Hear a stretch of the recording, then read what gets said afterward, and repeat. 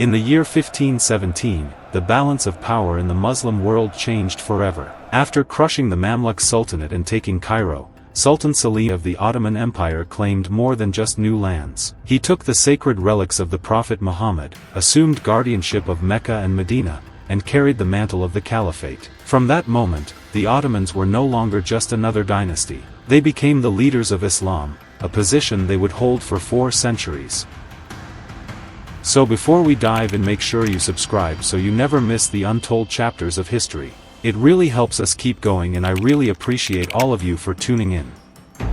At the start of the 1500s, the Muslim world was powerful but divided. In Anatolia and the Balkans, the Ottoman Empire ruled under Sultan Bayezid II. It was strong, but cautious, more focused on peace than expansion.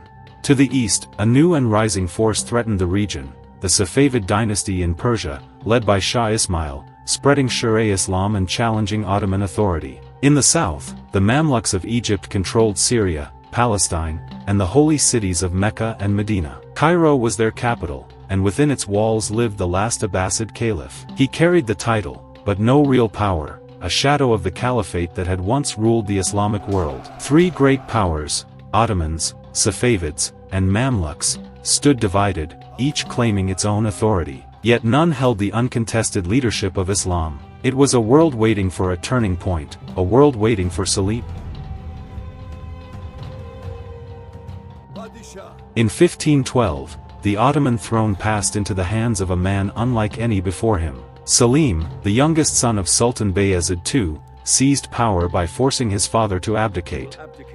His rise was swift, brutal, and decisive. Within months, Selim eliminated his rivals, brothers and nephews alike, ensuring that no one could challenge his rule.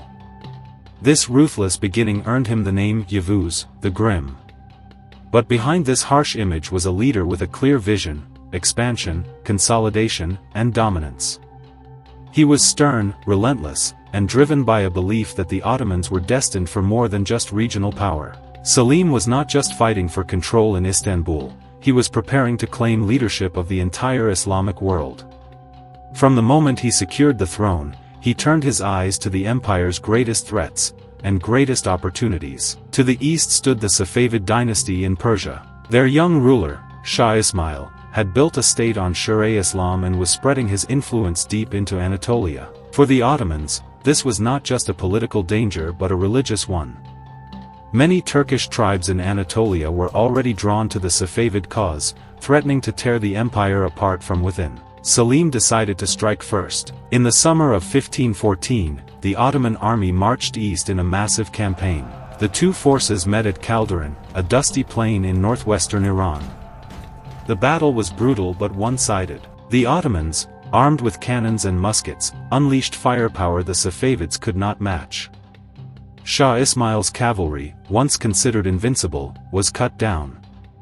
The Safavid army collapsed, and Selim rode victorious across the battlefield. The Battle of Chaldiran changed everything. It secured eastern Anatolia for the Ottomans, checked the spread of Safavid influence, and sent a clear message: the Ottomans would not allow rivals to challenge their claim as defenders of Sunni Islam. Though Selim could not push deeper into Persia, he had broken the aura of Safavid invincibility. The east was contained. When Selim entered Cairo in 1517, he found more than a defeated city. Within its walls lived the last Abbasid Caliph, Al-Mutawakkil III, a man who carried the sacred title but held no real power. For centuries, the Abbasid Caliphs had survived in Egypt under Mamluk protection, reduced to little more than ceremonial figures. But with the fall of the Mamluks, that ancient line had reached its end. Selim took Al-Mutawakkil under his protection. According to Ottoman tradition, the Caliph transferred his title and authority to the victorious Sultan.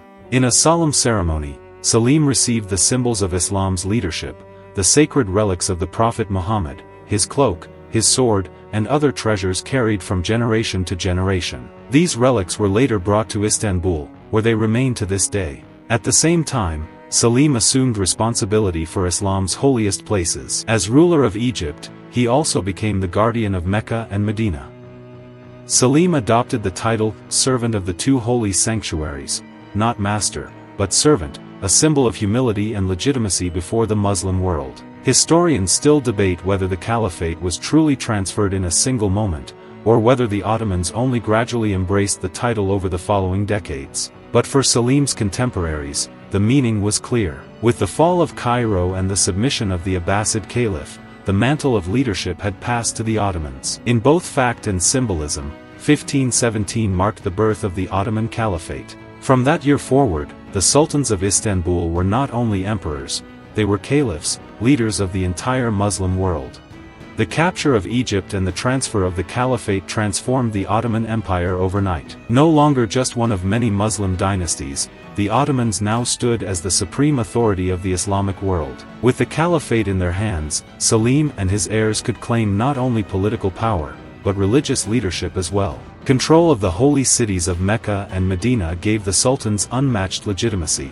From North Africa to the Arabian Peninsula, from Anatolia to the Balkans, Muslims now looked to Istanbul as the center of faith and power. The title of caliph bound together Arabs, Turks, Kurds, and countless others under a single banner, uniting peoples of many languages and traditions within one empire. This new role strengthened the Ottoman state in every way. Religion and politics merged, giving the sultan's commands both worldly and spiritual weight. Rivals such as the Safavids could be branded as heretics, while loyalty to the Ottoman caliph became a duty of faith.